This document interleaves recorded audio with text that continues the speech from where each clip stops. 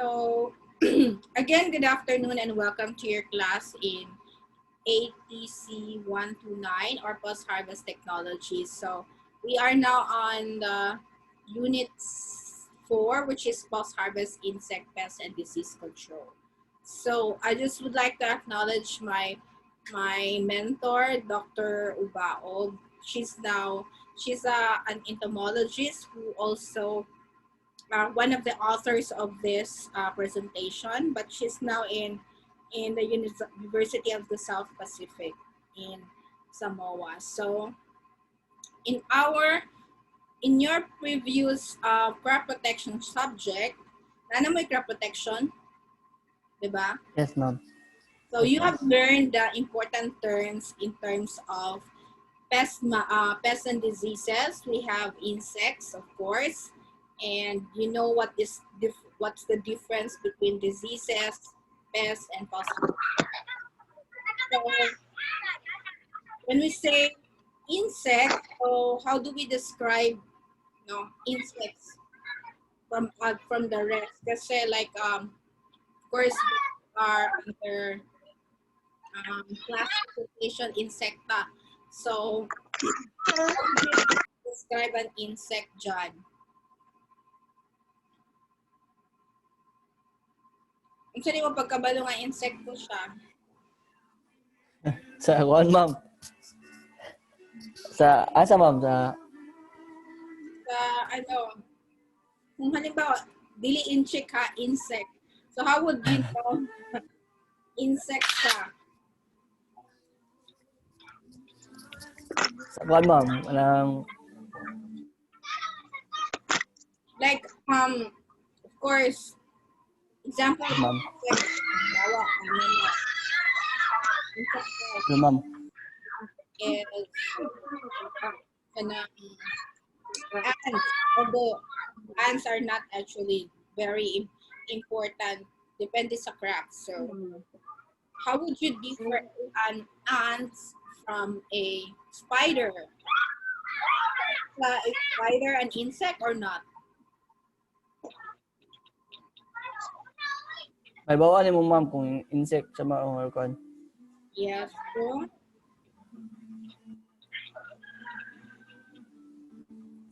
So a spider is not an insect, huh? Do you know that? Yes, ma'am. Hindi na siya insect kasi ang insects has 3 pairs of legs. So that is one of the important characteristic of insects. They have 3 pairs of legs, so definitely 6. Yeah. Some have wings, some have not. So there are a lot of description for insects, and they belong to class Insecta. While ibang class naman ang spiders, no?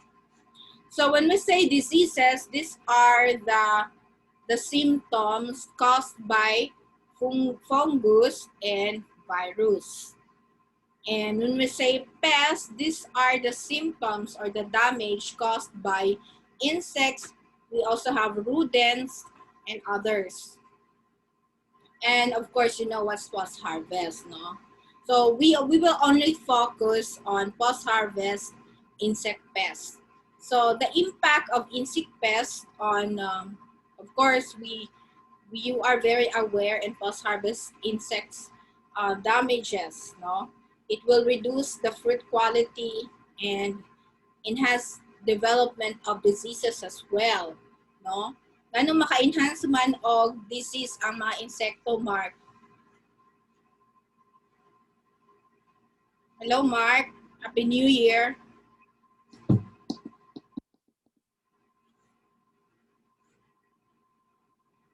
Okay, so why does insect pests enhance development and diseases? So if ang kaninga fungus will, if kaninga insecto will cause bruises or alter quality of the fruit skin or the fruit product or post-harvest commodities, then secondary attack of fungus and viruses may occur. And some of these insects are also vectors, like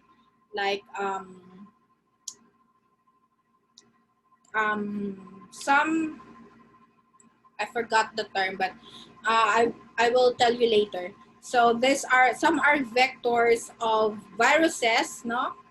So they can also cause viral diseases. So it will all definitely impede exportation, especially sa Japan. Very strict ang Japan if makakita guys silang fruit ka ng larva. So although guwapo ang quality niya, but then yung daa siya yung mga eggs or larva, then dili na nila dawaton sa Japan. Putol ka, ma'am. Really? Hello, ma'am. Okay, so if again na ay mga insect ka ng eggs or larva found on your commodities, so they will not be accepted for export. So we have also grain storage pest, no? We have Good rodent. afternoon, ma'am. Good afternoon, Albert. Kumusta imong New Year? Wala, ma'am. Mingaw lagi, ma'am. Mingaw gihapon. At least safe lang, no? Muna nang importante karon kay napoy bagong variant. So padayon gyud ta ani sa atong sitwasyon. So again, we are now on grain storage pest. So we have birds. Even birds can alter post-harvest quality, and rodents and insects, also fungus, and even mga environmental factors like moisture. So there are storage possibilities and problems associated with different grain moisture contents, no? In terms of moisture content, if it is like higher than 40%, so maaring mag-germinate ang inyong, for example, seeds, no, or fruit. So if it is like 18% moisture contents, then you will prolong your storage up to 2 weeks. Then fungus definitely will grow. No, and if 12 to 14 and below, then aabot yan ng 1 year. However, one of the possible problems ay insect damage. So to control, like for grains, you should dry the grains about 14 moisture content. So, and store it in a cool condition in a cold room, which will maintain the seed viability and storability. Or an airtight condition, yung vacuum pack or sa kanang jar, no, airtight jar with about 14% in drums or even jerry cans. They call it jerry cans, pero tight containers na sila. Or in silos, no, like for grain storage. This one. Dry storage in airtight, and you can use even silica to absorb moisture. So this is the rodent post-harvest storage pest, no? And it's, as you can see on this large pack of warehouse, you can always find a rodent. So here in the Philippines, kaning mga rats and rodents are already part of the family in our household, no? Na tanan jud na ilaga sa inyo ha diha na wala. Albert, Ma'am. nailaga sa inyong balay? Ma'am, pero namairing. So, ma-control gihapon. So, even in root tubers, we have borders, no? The adult insects will lay eggs in the soil or in the stem, then emerge larvae, may get into the root or tubes, and the damage continues even after harvesting. So as you can see on the figure, yung may red arrow, so naka-implant na dira ang eggs. Then when they grow, eventually they become larvae and will damage your tubers or roots. So these are the main storage pests apart from rodents and beetles and moths. So we have rice weevil or Cytophilus oryzae. We have Angumois grain moth or Citatroga cerealia, and lesser grain borer or Rhizopertha dominica, and flat grain beetle or Cryptolestes poecilos. So you don't really need to, memorize really the scientific name. So, but at least isa or ma-familiarize ninyo. Then important insect pests of horticultural perishables mainly is yung mga fruit flies natin. So, ito sila. So, the fruit fly, lalatbua in mango. So, this is the main problem in mango talaga, yung fruit fly. And pod borers in beans and cacao pod are some of the very important fruit borers in pomelo. As you can see, the deformed iyahang and even the quality is not good anymore. We also have mealybugs and weevils. So what are the sanitary and phytosanitary measures? So first, una is the quarantine. So I know you are very familiar already with quarantine kasi yung quarantine hindi na lang sa mga peste, mga insekto, kundi sa mga tao na din ngayon. It's a legally enforceable restriction for the importation of produce. So there has been long measures, quarantine measures in plants and in animals. And this will prevent the introduction or spread of pests so that they can be controlled or eradicated.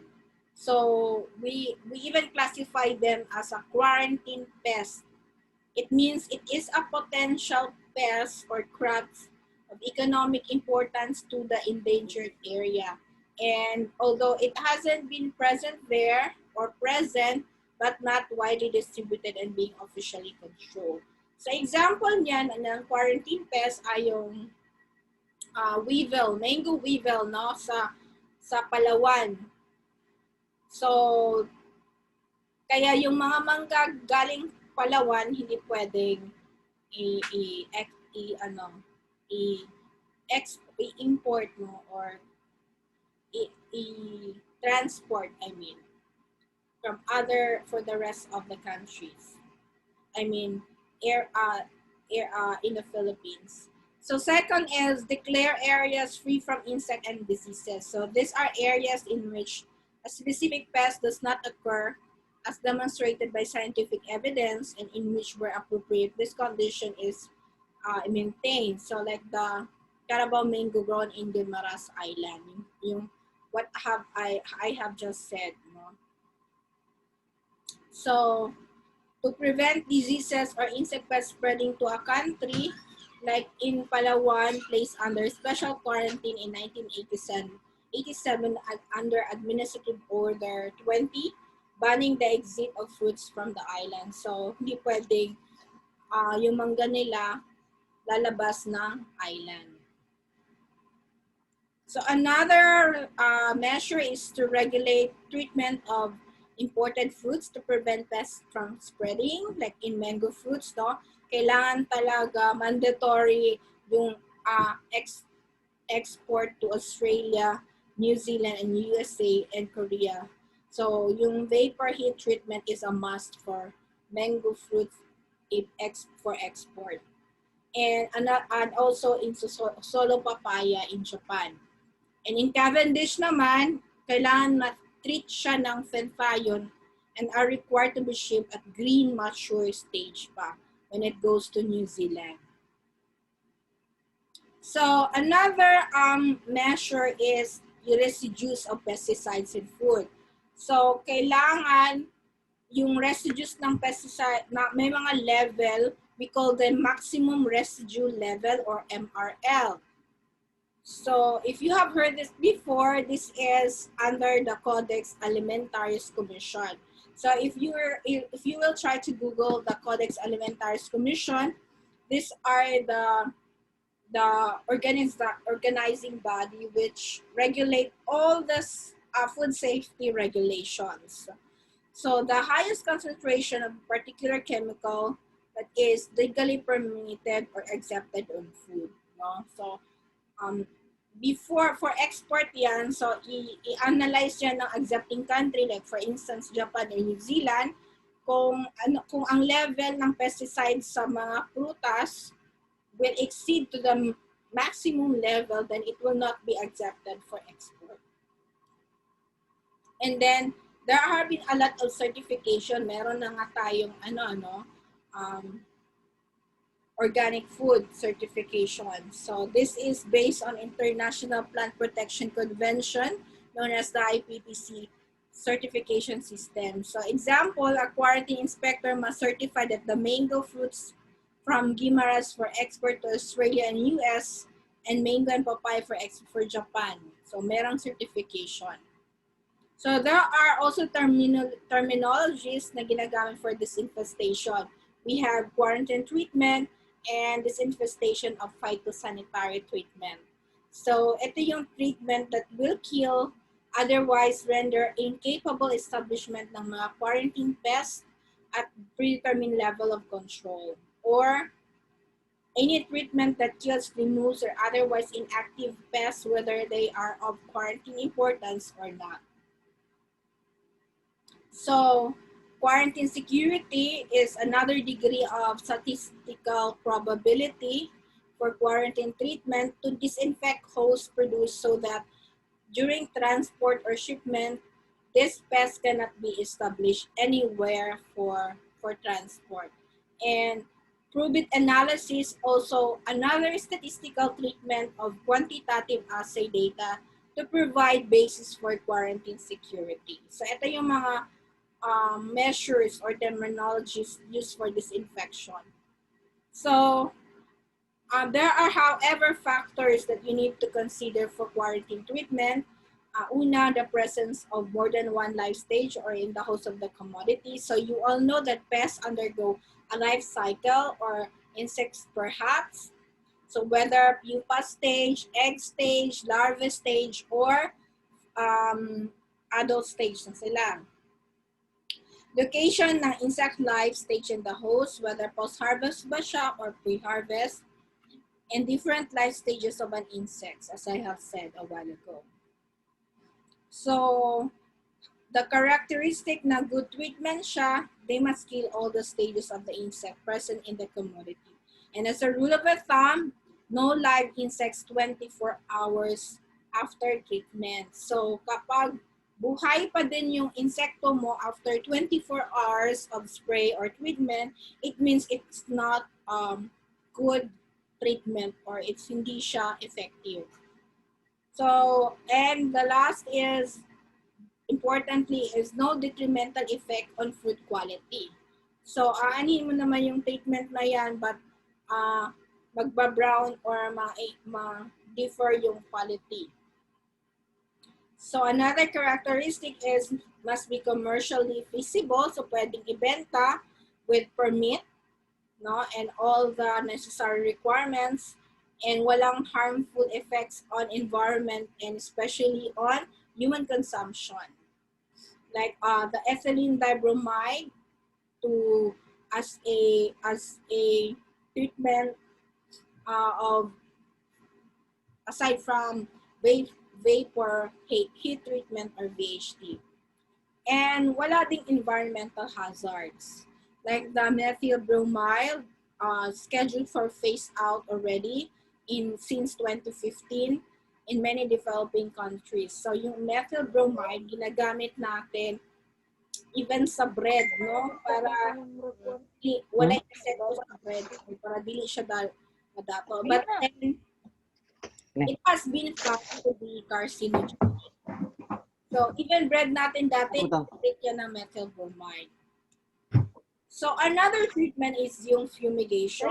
Use of fumigant, Kanino ko hinlo? chemical that are required temperature and pressure Ano in yan ako kulit? gas form in sufficient concentration to kill an insect or organism. So, yung Palit ako? FB or 20, 30? Ha? 20, 30? treatment as Ha? fumigation. Ilahin ang silupin. 40. Albert, 40, 20? hello, Albert. Yes, Albert, ma'am. if ano na lang sa turn off sa imuhang mic. Ay, sorry ma'am, sorry ma'am.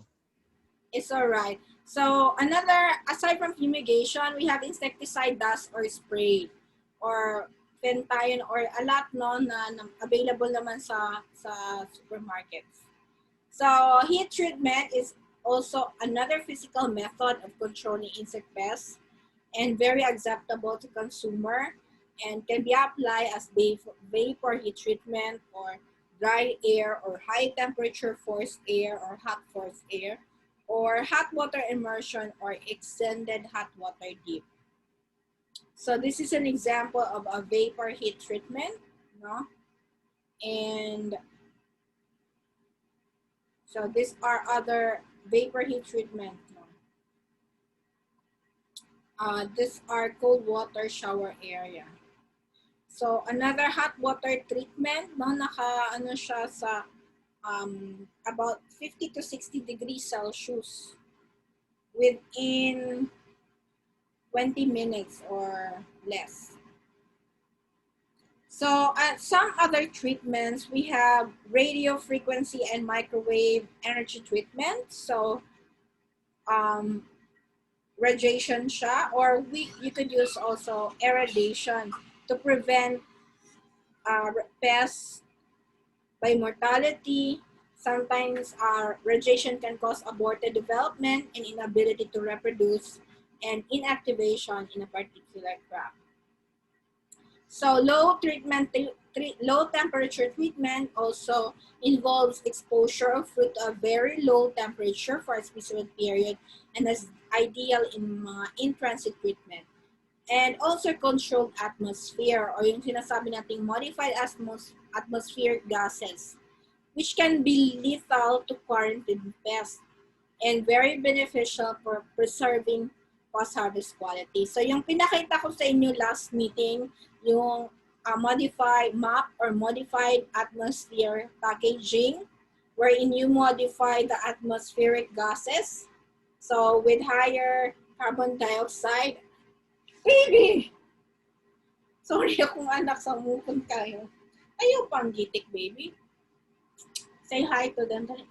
Hi. Hi, baby. So, dun ka na dali.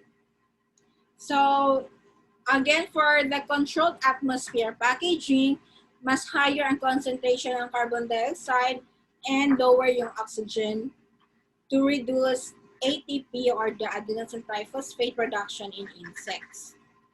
And aside from that, they can control pests or insects. It can also increase the shelf life ng ating products. Kaya marami na ngayon gumagamit ng MAP or Modified Controlled Atmosphere. So to prevent also reinfestation, yung pabalik-balik, like although water heat treatment baby! Water heat treatment ka na, no? Tapos babalik pa din yung fungus kasi lang sila, dormant stage or even yung insect eggs. So, use of a screen packing house where packing is done. Vent holes of carton used for export are covered ng nets to prevent reinfestation. And sanitation of packing houses is very important. And storage rooms will likewise prevent reinfestation. So, we are done with pests and insects. So, post-harvest diseases also limit the potential ng storage life and sale ng fruits and vegetables, especially sa mga malalayong markets or distant markets. And these are single cause ng post-harvest losses natin, yung diseases. So this can be infectious or non-infectious. So these are of different types. We have strictly pre-harvest disease or post-harvest disease due to latent infection, or can be strictly post-harvest diseases. So pre-harvest disease siya, meaning before harvest, ano na siya. And post-harvest disease due to latent infection is during growth with no symptoms at harvest. And strictly post-harvest siya kung it infects the commodity after harvest. So where does this fungal and viruses came from?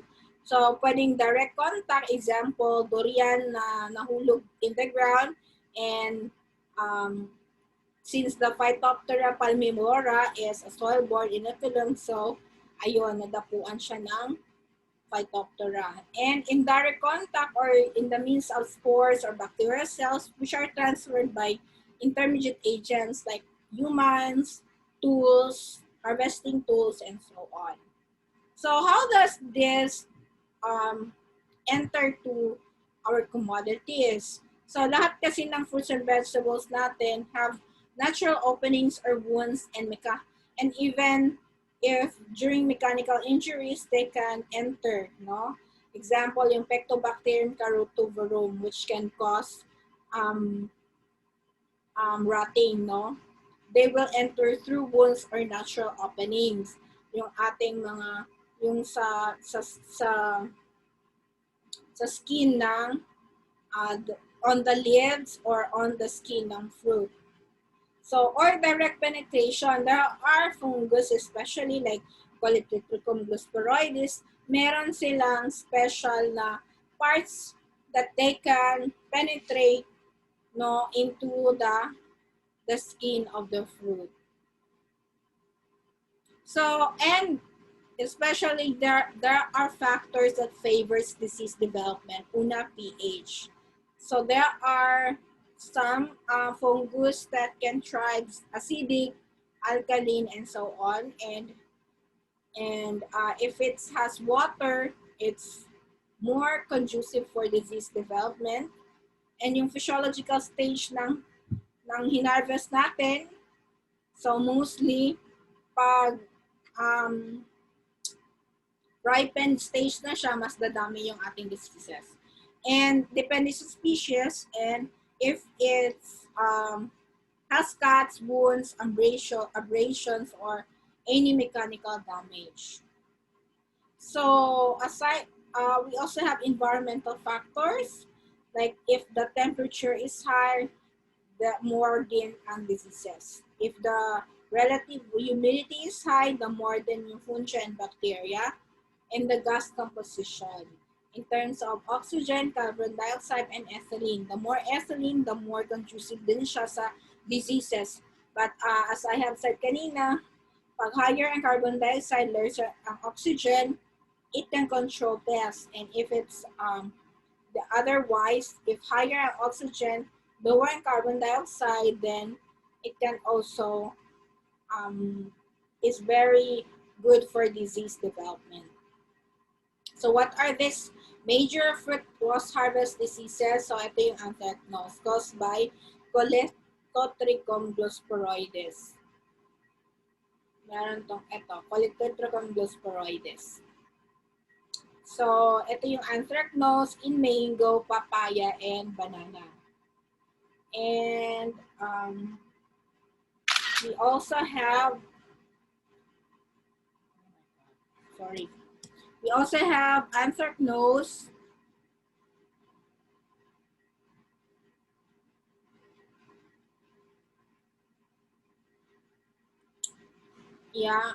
in avocados, bananas, beans, cashew, and so on. So there's a lot of crops that are affected by anthracnose also. As you can see, ang pangit. And Polytotrichum musei for banana.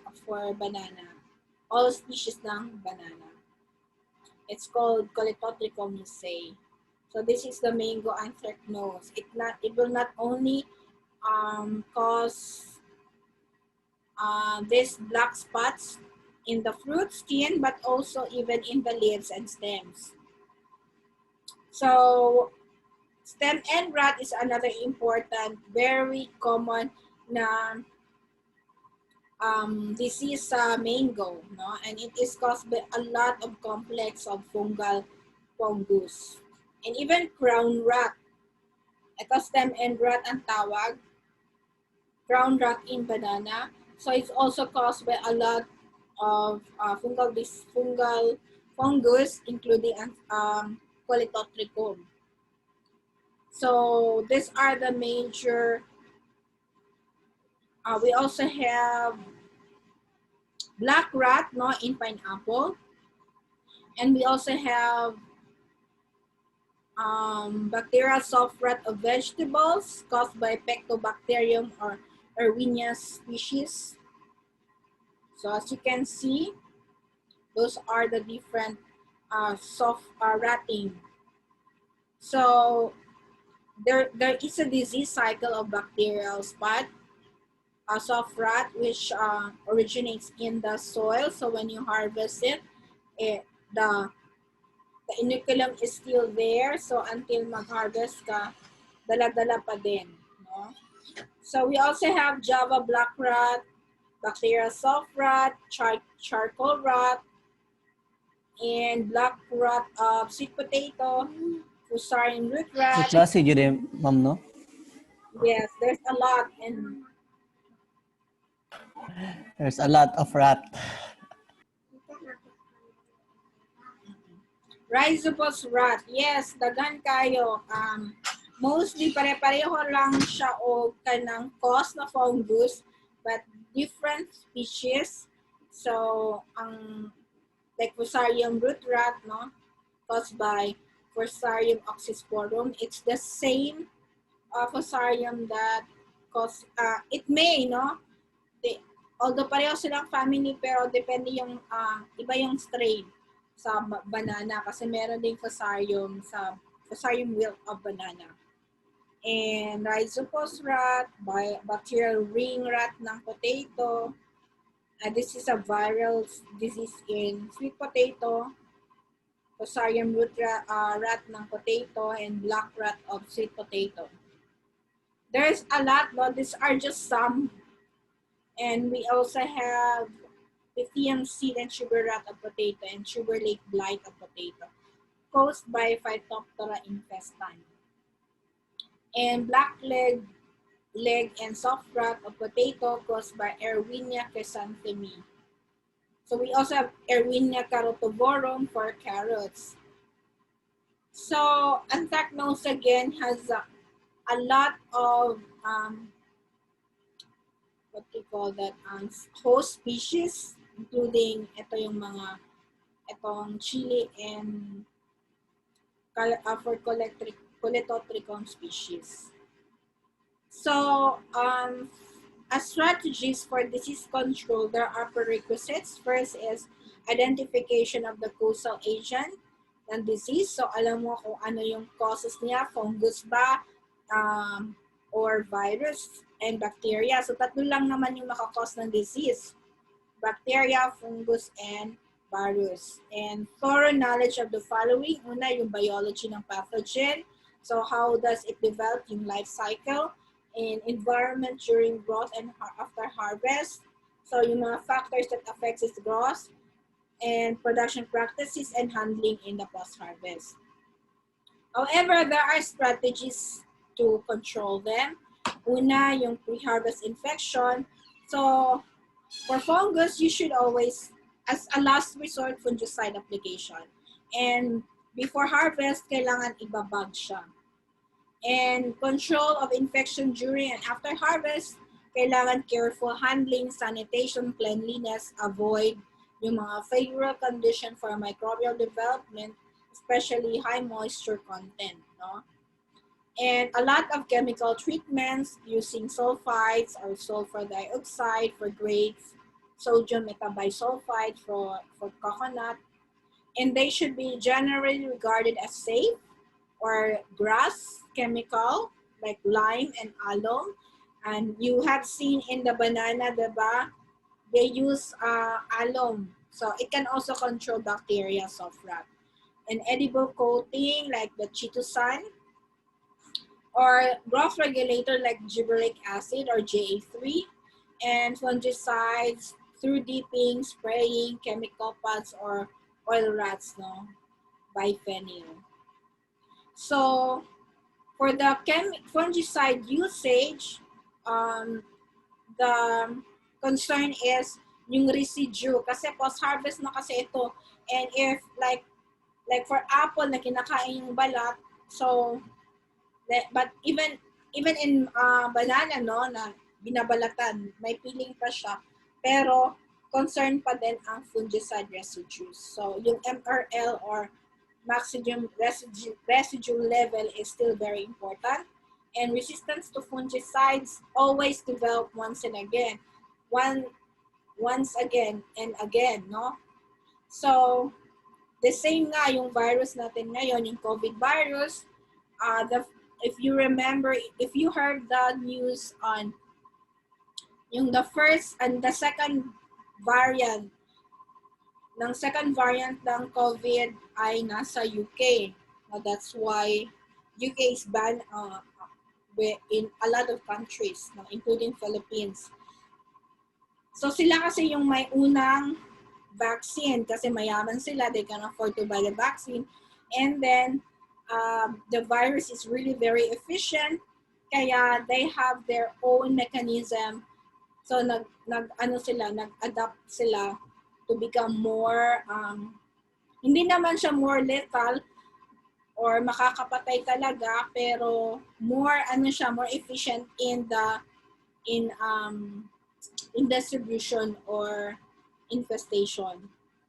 No, so usually so resistant na sila doon sa vaccine, so they are new variant na nag-develop siya or nag-mutate siya, so they need again another vaccine for that. And third is fungicide disposal.